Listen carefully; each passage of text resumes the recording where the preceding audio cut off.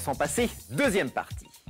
Moquettes, mobilier ou même téléviseurs et chaînes hi-fi, tous ces produits qui font notre intérieur contiennent du pétrole sous forme de matière plastique. Alors, aurons-nous encore du plastique lorsque le pétrole aura disparu?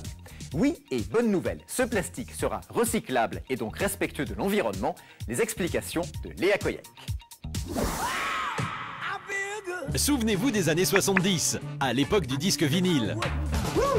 La décoration change du tout au tout. Le design envahit les salons avec des objets pop et colorés.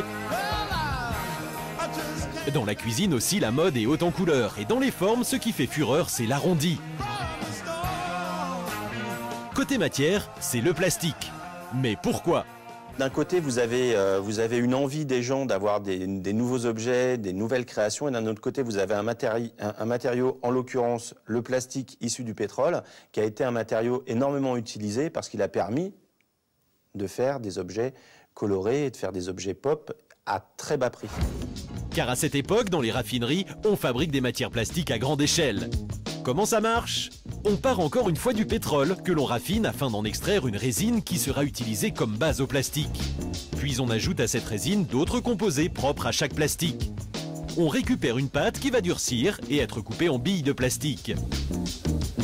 Ces précieuses billes sont fondues pour des mises en forme originales. Ici, on moule le mythique tabouret Tam Tam.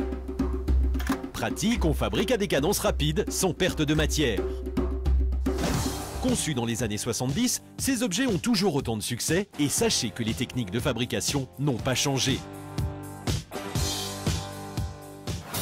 Et dans un appartement d'aujourd'hui au design pas si 70s, vous allez voir que du pétrole, il y en a toujours autant, voire plus. Comptez 40% dans votre ordinateur, 100% pour vos CD. Pour les lampes et autres objets déco, c'est pareil. Certains objets contiennent jusqu'à 99% de pétrole. Pour juger de la place du pétrole dans cette pièce, nous avons retiré tous les objets qui en contiennent. Et regardez à quoi ressembleraient nos maisons sans plastique, donc sans pétrole. Eh bien, à ça. Mais l'avenir du plastique, c'est peut-être la pomme de